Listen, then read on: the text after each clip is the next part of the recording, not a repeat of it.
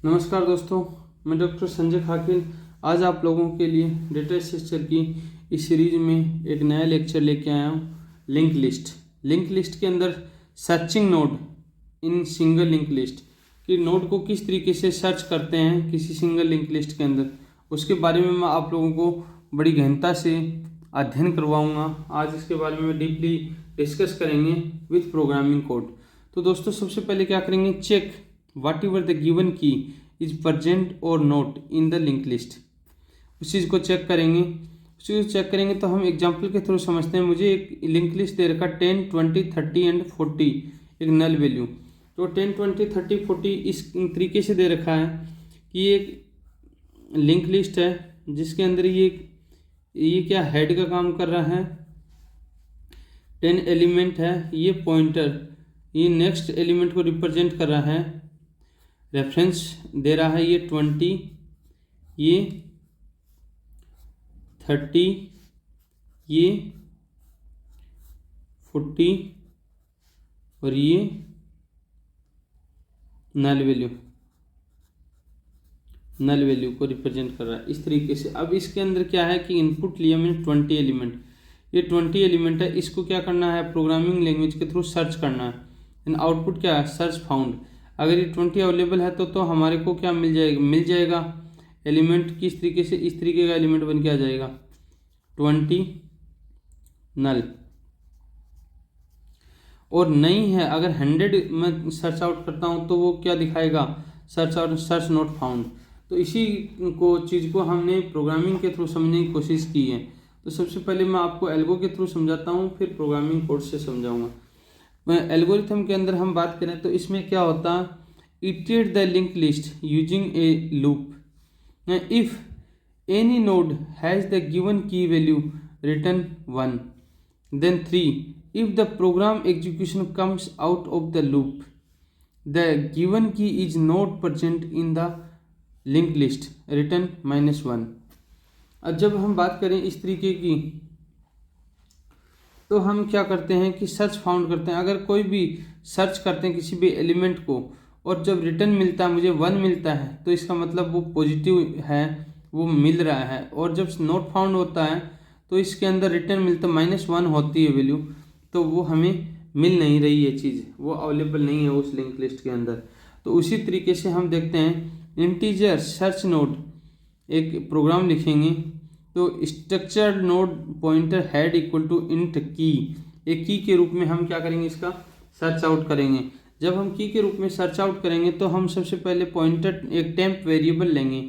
तो structure node pointer एक temporary variable मैंने डिक्लेयर किया, टेम्प इक्वल टू क्या लिया मैंने, हेड लिया। अब उस टेम्परेरी वेरिएबल से मैं कंडीशन के थ्रू इसको चेक करूँगा।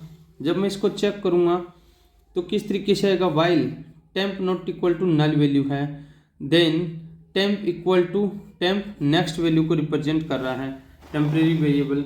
अगर इसी क्रम में आगे चले हम तो किस तरीके से रिप्रेजेंट होगा ये, then return 1 on search found. अगर इसके अंदर टेम्परेरी वेरिएबल के साथ में 1 फाउंड होता है तो वो सर्च वेरिएबल फाउंड करके दिखाता है उस एलिमेंट्स को। अदरवाइज हम सर्च करेंगे, सर्च नोड को सर्च करेंगे, इंटीजर टाइप का नोड है, उसको स्ट्रक्चरल नोड पॉइंटर के साथ में एक की के रूप में उसको हम फाइंड आउट करना चाह रहे हैं। Structure node pointer temporary variable equal to head के रूप में हम इसको ले रहे हैं। तब हम क्या करेंगे, while temp not equal to null, if temp pointer data equal to key को रिप्रेजेंट कर रहा है, देन रिटर्न 1। और इसी क्रम में आगे अगर हम देखेंगे तो टेम्प इक्वल टू क्या होगा, टेम्प नेक्स्ट वेरिएबल को रिप्रेजेंट करता है। इसका अगर रिप्रेजेंटेशन देखेंगे तो लिंक लिस्ट के अंदर 10, 20, 30 और नल वैल्यू के साथ में, और इसके अंदर की क्या है, 20 है। तो सबसे पहले मैं लिंक लिस्ट की बात करता हूँ तो सबसे पहले हम फर्स्ट एलिमेंट को रिप्रेजेंट करते हैं टेम्परेरी वेरिएबल से जब प्रोग्रामिंग लेते हैं। तो यहाँ पर क्या है, ये हेड का काम कर रहा है ये। और ये मेरा एक 10 क्या है, एक डेटा एलिमेंट्स है, क्या है, डेटा एलिमेंट्स है जिसकी मेमोरी साइज कितनी है, 1024 है। इसका हेड वैल्यू ये है जो नेक्स्ट पॉइंटर रेफरेंस को रिप्रेजेंट करता है। ये दूसरा 20 एलिमेंट्स है, जो इसकी मेमोरी क्या है 2024 है, जिसके एड्रेस को स्टोर कौन कर रहा है, ये रेफरेंस एड्रेस है, पॉइंटर का रेफरेंस एड्रेस स्टोर करके रखता है। और थर्ड रेफरेंस एड्रेस क्या काम कर रहा है, 30 को एलिमेंट को स्टोर करके रख रहा है, जिसकी जो मेमोरी साइज है 3024 को यहाँ स्टोर करके रख रहा है, एड्रेस वैल्यू को 3024 के। और लास्ट एलिमेंट क्या काम कर रहा है, नल वैल्यू का काम कर रहा है। तो सबसे पहले मैं बता रहा था कि एक टेम्परेरी वेरिएबल से सर्च आउट करेंगे सबसे पहले 10 में। तो यहाँ पर देखेंगे तो नोड फाइंड नहीं कर रहा है, वैल्यू को नोड फाइंड नहीं कर रहा है। तो नेक्स्ट पे चलेंगे, इसको सर्च आउट कर लिया, नेक्स्ट पे चलेंगे, फिर ये जो एलिमेंट्स है 20, तो ये एक टेम्प वेरिएबल सेट करेंगे और इस वेरिएबल को चेक करेंगे प्रोग्रामिंग के थ्रू। अगर ये पॉसिबल है, अवेलेबल है, देन वो रिटर्न करेगा 1 को, अदरवाइज वो रिटर्न करेगा -1 को। -1 को रिटर्न करेगा मतलब नोट फाउंड हो रहा है, 1 को रिटर्न करेगा मीन्स वो कोड और वो कीवर्ड मिल रहा है। तो इसी कंडीशन के अंदर क्या लिखा इसने कि temp holding the address of the head node, temporary pointer data equal to 10, key equal to 20 and temporary pointer data not equal to की।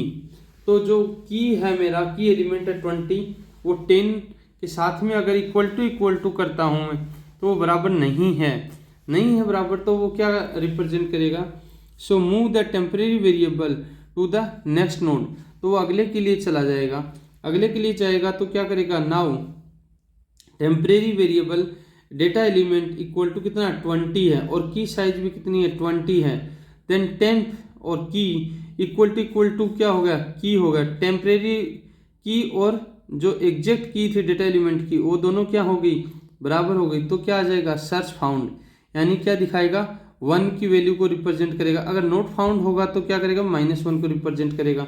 इसी तरीके से अगर नोट फाउंड वाला सर्च करना है तो क्या करेंगे, integer search node equal to, structural node की बात करता हूँ, पॉइंटर हेड के साथ में जो इंटीजर टाइप की कोई एक की को रिप्रेजेंट कर रहा है, जो स्ट्रक्चरल नोड के अंदर पॉइंटर टेम्परेरी वेरिएबल को एक हेड के साथ में रिप्रेजेंट कर रहा है, जहाँ से चेक करते हैं।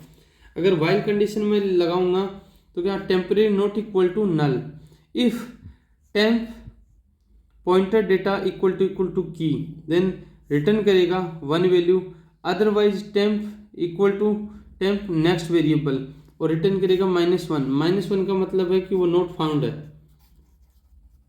नोट फाउंड क्यों है, सपोज मैंने 100 दिया एक वैल्यू और 100 उसके अंदर, सबसे पहले मैंने इसके अंदर एक लिंक लिस्ट दिया 10, 20, 30, 40 and null value,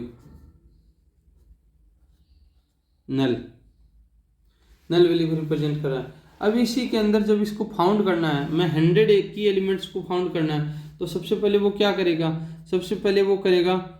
10 equal to 100 को चेक करेगा, नहीं है तो यहाँ -1 शो कर देगा, फिर 20 इक्वल टू 100 को चेक करेगा, नहीं है तो क्या -1 को रिप्रेजेंट कर देगा, फिर 30 इक्वल टू 100 को चेक करेगा, नहीं है -1, फिर 40 इक्वल टू 100 को रिप्रेजेंट करेगा, नहीं है -1, और लास्ट में नल इक्वल टू 100 को रिप्रेजेंट करेगा, नहीं है -1, ये -1 को रिप्रेजेंट कर देता है। इसी तरीके से अगर इसको फाउंड करना है, पाया जाता है, तो मैं इसी एलिमेंट के अंदर, सपोज मेरा की एलिमेंट, यहाँ पर की एलिमेंट क्या था, 100 था, और यहाँ पर मेरा की एलिमेंट क्या है, 20 है, तो 20 है तो क्या आ जाएगा, सबसे पहले वो करेगा हेड नोड से, कहाँ से करेगा, हेड नोड से रिप्रेजेंट करेगा, तो वो 10 एलिमेंट को चेक करेगा, तो 10 एलिमेंट इक्वल टू वो 20 है, नहीं है तो क्या आ जाएगा -1।